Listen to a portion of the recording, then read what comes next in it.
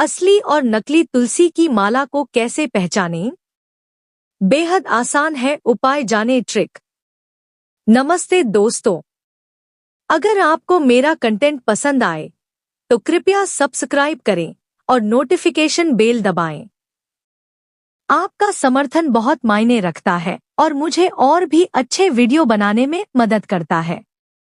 चलिए शुरू करते हैं। बाजार में तुलसी की माला असली है या नकली, यह ग्राहक को समझ में नहीं आता और असली के चक्कर में वे नकली माला खरीद लेते हैं। हम आपको बताते हैं कि असली और नकली तुलसी की माला की पहचान कैसे करें। पानी में डालकर तुलसी की माला की असलियत का पता लगाया जा सकता है। सनातन धर्म में तुलसी को पवित्र माना गया है और तुलसी के नीचे शालिग्राम विराजमान रहते हैं। हर व्यक्ति तुलसी की माला पहनना और खरीदना चाहता है, लेकिन असली और नकली माला को लेकर दुकानदार और ग्राहक के बीच हमेशा कंफ्यूजन बनी रहती है। तुलसी माला विक्रेता संतोष मंडल ने लोकल 18 को असली और नकली तुलसी की माला की पहचान के बारे में जानकारी दी। हिंदू धर्म में तुलसी का विशेष महत्व है और इसे सबसे पवित्र माना गया है। संतोष मंडल ने बताया कि बाजार में अधिकतर माल नकली होती है और तुलसी के नाम पर ग्राहकों को उल्टी सीधी लकड़ी से बनी माला बेची जाती है। प्रेमानंद जी महाराज ने बताया कि तुलसी की माला की असलियत कैसे पहचानी जाए। आधे घंटे में तुलसी की माला का पता लगाया जा सकता है। पहचान के लिए एक पात्र में जल लें और उसमें माला डाल दे। आधे घंटे में माला बता देगी कि वह असली है या नकली। नकली माल जल में रंग छोड़ना शुरू कर देती है, जबकि असली तुलसी की माला जल में तैरती रहेगी और रंग भी नहीं छोड़ेगी। इस तरीके से तुलसी की माला की असलियत की पहचान करना बहुत आसान है। बाजार से माला खरीदते समय उसे जल में डालकर देख ले, ताकि आप जान सकें कि खरीदी गई माला असली है या नकली। तुलसी कंठी माला टूट जाए तो क्या होगा? जब कोई माला टूट जाती है तो आपको उसे ठीक नहीं करना चाहिए। आपको उसके टूटे हुए टुकड़ों को इकट्ठा करना चाहिए और उन्हें अपने पूजा स्थल पर रखना चाहिए या फिर किसी पेड़ के नीचे दबा देना चाहिए। तुलसी माला के 4 नियम क्या हैं?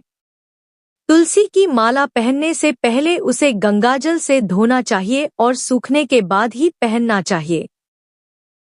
इस माला को पहनने वाले को रोजाना जप करना चाहिए। इससे भगवान विष्णु की कृपा बनी रहती है। तुलसी की माला पहनने वाले को सात्विक भोजन करना चाहिए। क्या मैं अपनी जप माला बदल सकता हूँ? अपनी जप माला का सम्मान करना और उससे अधिकतम लाभ प्राप्त करना।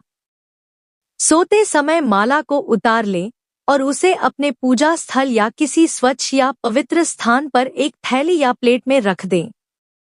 सुबह स्नान और शुद्धि के बाद उन्हें पहनना शुरू करें। किसी को भी अपनी माला किसी के साथ नहीं बदलनी चाहिए। तुलसी माला और कंठी माला में क्या अंतर है? तुलसी की माला सबसे पसंदीदा मालाओं में से एक है। इसे आभूषण और जप माला के रूप में माना जाता है। तुलसी की माला जिसे हम गले में पहनते हैं उसे कंठी माला कहते हैं। सफेद और काली तुलसी माला में क्या अंतर है? ऊर्जा वाली होती है और मन को शांत करने में मदद करती है। यह गहरी ध्यान अवस्थाओं के लिए आदर्श है। रोजाना पहनने के लिए काली तुलसी माला टिकाऊ और सुरक्षात्मक होती है, जो आध्यात्मिक लाभों से समझौता किए बिना इसे रोजाना इस्तेमाल के लिए उपयुक्त बनाती है। राम तुलसी माला और श्याम तुलसी माला में क्या अंतर है? राम तुलसी जप माला राम तुलसी पौधे के हरे सफेद मोतियों से बनाई जाती है, जिसमें हल्की और सुखद सुगंध होती है। श्याम तुलसी जप माला श्याम तुलसी पौधे के काले बैंगनी मोतियों से बनाई जाती है, जिसमें तेज और तीखी सुगंध होती है। क्या पीरियड्स के दौरान तुलसी की माला पहन सकते हैं? यदि आप तुलसी का माला धारण करने की सोच रहे हैं तो इससे जुड़े नियम भी जान लेना चाहिए। तुलसी की माला को मासिक धर्म के दौरान पहनने से या इसके स्पर्श से मना किया जाता है।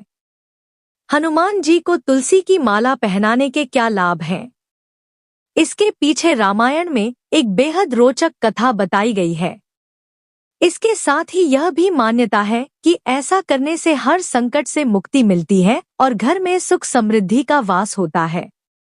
ऐसा माना जाता है कि मंगलवार को हनुमान जी को तुलसी की माला चढ़ाने से धन लाभ के योग बनते हैं और मन से हर प्रकार का भय व चिंता समाप्त होते हैं।